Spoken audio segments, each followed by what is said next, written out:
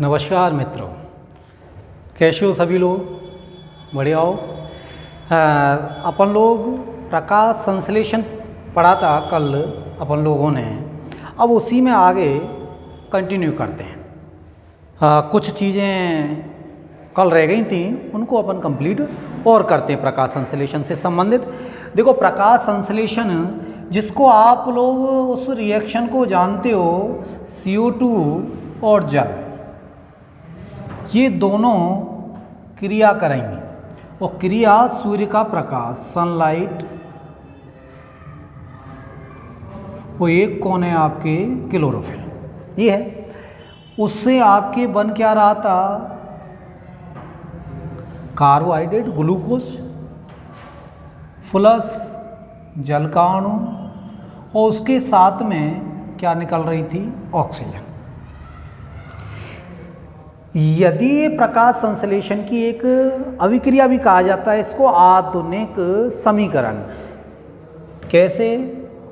C6H6CO2 12H2, C6H12O6 6H2O 6O2, ये आधुनिक समीकरण भी कहलाती है प्रकाश संश्लेषण की।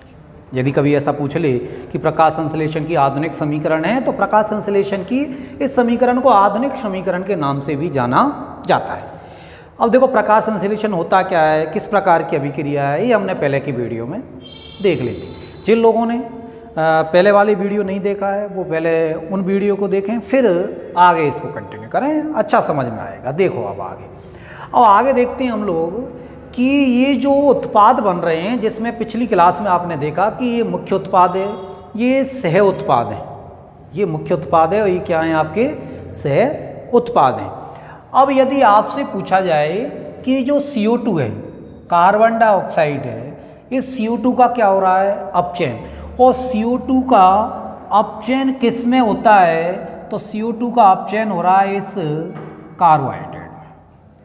CO2 का अपचयन किस में हो रहा है? इस कार्बोहाइड्रेट में हो रहा है, जिसको आप रिडक्शन बोलोगे, रिडक्शन।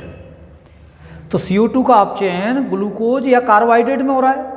फिर उसके बाद में आप देखोगे ये जो जल का अणु है, इसका इस अभिक्रिया के दौरान क्या होता है? ऑक्सीकरण होता है, और किस में? O2। तो ऑक्सीडेशन हो रहा है, ऑक्सीडेशन हो रहा है। आप ये है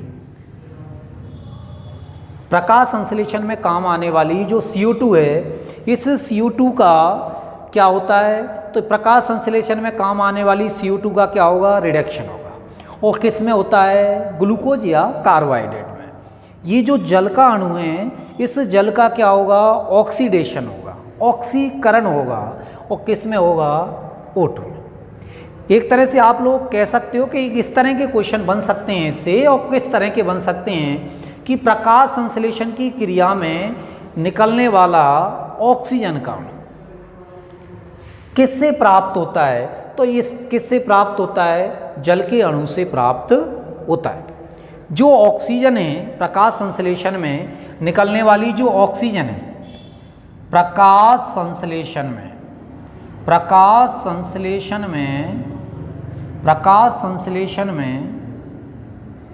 निकलने वाली ऑक्सीजन, प्रकाश संश्लेषण में निकलने वाली ऑक्सीजन का जो अणु है या ऑक्सीजन है, वो कहाँ से प्राप्त होती है? तो ऑक्सीजन कहाँ से प्राप्त होगी? जल के अणु से प्राप्त होगी। प्रकाश संश्लेषण में निकलने वाली जो ऑक्सीजन है, ये ऑक्सीजन कहाँ से प्राप्त होगी? तो जल के अणु से प्राप्त होती है। कई दफ़े पूछा गया क्वेश्चन है, ये ध्यान रखना आप लोग कि ये क्वेश्चन बहुत दफ़े पूछ लिया गया है कि प्रकाश संश्लेषण में जो ऑक्सीजन निकलती है, ये ऑक्सीजन निकलती है, वो किससे प्राप्त होती है? तो जल के अणु से प्राप्त होती है आपकी। तो ये तो किससे प्राप्त होगी? आपके जल के अणु से प्राप्त होगी। फिर उसके बाद देखें, यहाँ पर कार्बोहाइड्रेट। अब इस कार्बोहाइड्रेट में आप लोग देखोगे तो क्या स्थिति है? अब इस कार्बोहाइड्रेट या ग्लूकोज, आप कह सकते हो ग्लूकोज या फिर ग्लूकोज किसका रूप है? कार्बोहाइड्रेट। तो इस ग्लूकोज में कार्बन कहाँ से प्राप्त होता है, तो इस ग्लूकोज में जो कार्बन प्राप्त हो रहा है, ग्लूकोज में जो कार्बन है ये किसके अणु से प्राप्त होता है, तो ये किसके अणु से प्राप्त होता है, CO2 के अणु से प्राप्त होता है।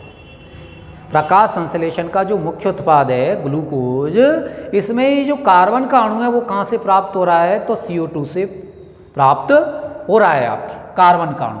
फिर बात आती है कि इसमें जो हाइड्रोजन का अणु है ग्लूकोज में, किसका है आपके ग्लूकोज में ये जो हाइड्रोजन का अणु है, ये हाइड्रोजन का अणु कहाँ से प्राप्त हो रहा है, तो ये जो ग्लूकोज में जो हाइड्रोजन का अणु है, ये हाइड्रोजन का अणु कहाँ से प्राप्त हो रहा है, तो ये हाइड्रोजन का अणु किससे प्राप्त होता है, जल से। कौन से जल से, इस वाले से।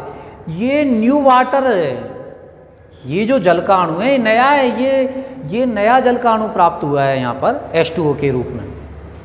तो ग्लूकोज में जो हाइड्रोजन प्राप्त हुआ है वो किससे हुआ है, जल के अणु से प्राप्त हुआ है। फिर बात आती है इसमें ग्लूकोज में ऑक्सीजन कहाँ से प्राप्त हुआ है। जो ग्लूकोज है, इस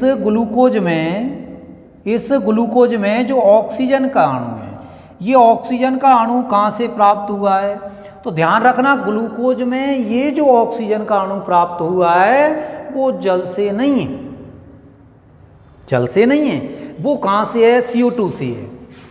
ये कहाँ से प्राप्त हुआ है, CO2 से प्राप्त हुआ है। फिर आप चलते हैं नए जल के अणु पर। ये न्यू वाटर मॉलिक्यूल है, H2O है जो इधर निकल रहा है वो। अब जल के अणु में H2O में कह सकते हो या न्यू वाटर मॉलिक्यूल कह सकते हो। न्यू वाटर, समझने के लिए इसको न्यू वाटर भी कह सकते हो। इस वाले की बात चल रही है, इसकी H2O की। न्यू वाटर या H2O में हाइड्रोजन कहाँ से प्राप्त हुई है, तो ये जो हाइड्रोजन प्राप्त हुई है वो इस वाले जल के अणु से प्राप्त हुई है। इस वाले जो कच्चे माल के रूप में जल काम में लिया था, इससे वो हाइड्रोजन प्राप्त हुई है। लेकिन ये न्यू वाटर में जो ऑक्सीजन है, आप कह सकते हो कि जो न्यू वाटर है, इस न्यू वाटर में जो ऑक्सीजन का अणु है वो कहाँ से प्राप्त हुआ है, तो आपको ध्यान रखना है वो अणु इससे नहीं है, वो अणु CO2 से प्राप्त हुआ है। वो अणु कहाँ से प्राप्त हुआ है, CO2 से प्राप्त हुआ है। तो इस प्रकार से आप लोगों ने देखा कि इधर जो उत्पाद बन रहे थे, मुख्य उत्पाद, सह उत्पाद, उसके अणु किस तरह से प्राप्त हुए थे।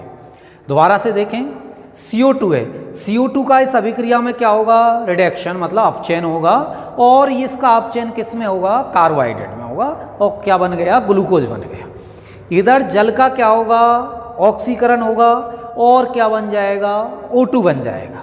तो आप कह सकते हो कि प्रकाश संश्लेषण में जो निकलने वाला जो ऑक्सीजन का अणु है, वो ऑक्सीजन का अणु तो किससे प्राप्त हो रहा है, जल से प्राप्त हो रहा है, ये जल से प्राप्त हो रहा है।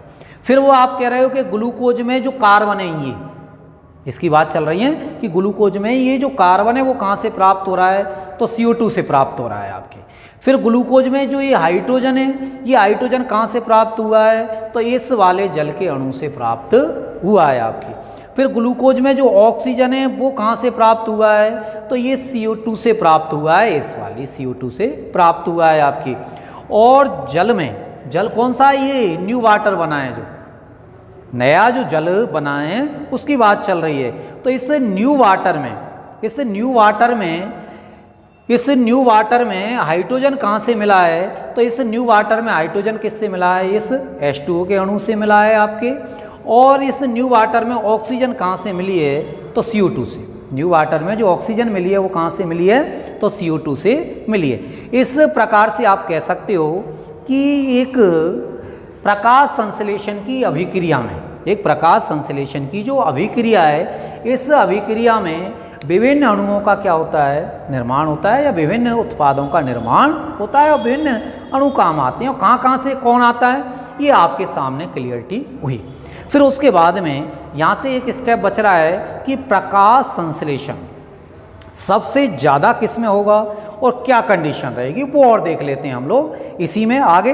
तो देखें आप लोग कि ये जो बना है इसका आप सब लोग स्क्रीनशॉट ले लें, फिर आगे बढ़ते हैं इस पर कि इसकी कंडीशन क्या रहेगी। चलो देखें। अब ये जो प्रकाश संश्लेषण हुआ है, इस प्रकाश संश्लेषण में यदि आपसे कहा जाए कि सबसे ज़्यादा प्रकाश संश्लेषण किन में होता है या किस में होता है इस प्रकृति पर, तो देखो सबसे ज़्यादा प्रकाश संश्लेषण की बात की जाए तो प्रकाश संश्लेषण या फोटोसिंथेसिस की बात की जाए तो ये जो प्रकाश संश्लेषण है, आप मान लो कि प्रकाश संश्लेषण 100% हुआ है। अब ये जो 100% प्रकाश संश्लेषण हुआ है, जिसको आप क्या कह रहे हो, प्रकाश संश्लेषण कितना हुआ है, 100% हुआ है। अब ये जो 100% प्रकाश संश्लेषण हुआ है, इसमें से इस 100% में से ये जो प्रकृति पर जो 100% प्रकाश संश्लेषण हो रहा है, इसमें से 90% किसके द्वारा होता है, शैवाल के द्वारा होता है, एल्गी के द्वारा होता है। कुल प्रकाश संश्लेषण का 90% प्रकाश संश्लेषण किससे होता है, शैवालों के द्वारा होता है। इसके अलावा बच गया कितना, 10% प्रकाश संश्लेषण स्थलीय पौधों के द्वारा होता है। तो 10% प्रकाश संश्लेषण किससे होगा, स्थलीय पौधों के द्वारा होगा, पौधों के द्वारा होगा। तो 10% प्रकाश संश्लेषण तो किससे होता है, स्थलीय पौधों से होता है, और 90% किससे होता है, शैवालों से होता है। तो एक बड़े भाग में जो प्रकाश संश्लेषण है उसमें सहायक कौन है, आपके शैवाल हैं। एक बड़े भूखंड पर जो सहायक हैं वो कौन है, शैवाल हैं। 90% शैवालों के द्वारा हो रहा है आपके, और 10% किसके द्वारा हो रहा है आपके, तो 10% आप लोग किसके द्वारा मान रहे हो, तो 10% किसके द्वारा हो रहा है, स्थलीय के द्वारा हो रहा है आपके। अब 10% तो स्थलीय पौधों के द्वारा हो रहा है, और 90% किसके द्वारा हो रहा है, शैवालों के द्वारा हो रहा है। अब उसके बाद देखें आप लोग, ये जो 10% शैवालों के द्वारा, 10% स्थलीय पौधों के द्वारा होता है, 90% शैवालों के द्वारा होता है। अब शैवालों में देखोगे तो कुछ एल्गी कैसे होंगे, मैराइन वाटर में पाए जाने वाले एल्गी होंगे, तो कुछ एल्गी तो किस में होंगे, मैराइन वाटर में पाए जाने वाले एल्गी, मैराइन वाटर में पाए जाने वाले कौन होंगे, एल्गी होंगे। मैराइन वाटर में पाए जाने वाले एल्गी होंगे कुछ तो मैराइन वाटर में पाए जाने वाले एल्गी हो गए कुछ तो, और कुछ किस में हो गए, फ्रेश वाटर में पाए जाने वाले एल्गी, फ्रेश वाटर में पाए जाने वाले कौन हो गए, एल्गी हो गए। तो फ्रेश वाटर में पाए जाने वाले एल्गी और मैराइन वाटर में पाए जाने वाले एल्गी। अब जो मैराइन वाटर में जो एल्गी पाए जाते हैं और एक होते हैं आपके फ्रेश वाटर में पाए जाने वाले एल्गी। मैराइन वाटर में जो एल्गी पाए जाते हैं वो कुल एल्गी द्वारा किए जाने वाले प्रकाश संश्लेषण का कितना प्रतिशत करते हैं, 90, और फ्रेश वाटर वाले कितना करते हैं, 10% प्रकाश संश्लेषण में भूमिका निभाते हैं। तो ये कंडीशन है यदि शैवालों में भी अंदर डिवाइडेशन देखा जाए तो। स्थलीय पौधों के द्वारा देखें तो स्थलीय पौधों में सबसे पहले हम लोग देखेंगे कि सर्वाधिक जो प्रकाश संश्लेषण है स्थलीय पौधों के रूप में देखा जाए तो जंगल में होगा, फॉरेस्ट में होगा। जंगल में सबसे ज़्यादा प्रकाश संश्लेषण देखा जाता है आपके। अब देखो जंगल में सबसे ज़्यादा प्रकाश संश्लेषण होगा जंगल में, फिर किस में होगा आपके, तो स्थलीय पादप आते हैं, उसके बाद या आपके घास के मैदान, जंगल, फिर घास, स्थल, और उसके बाद आता है आपके मरुस्थल। फॉरेस्ट, जंगल, फॉरेस्ट कहोगे, जंगल, घास स्थल और मरुस्थल, इस तरह से प्रकाश संश्लेषण देखने को मिलता है। तो ये आपके प्रकाश संश्लेषण को लेकर विभिन्न तथ्य थे। आप लोगों को पिछली क्लास में भी बताया था, कल जो क्लासें ली थी, परसों ली थी, उसमें भी प्रकाश संश्लेषण के बारे में बताया था और कुछ जो बचा हुआ था वो आज कंप्लीट किया है, ये प्रकाश संश्लेषण की अभिक्रिया के बारे में।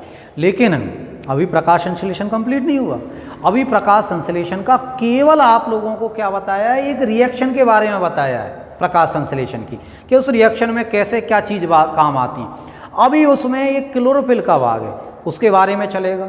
फिर आगे चलकर कौन कौन से चक्र चलते हैं इसमें, कौन सी रिएक्शन होती हैं, उन सभी के बारे में चलेगा।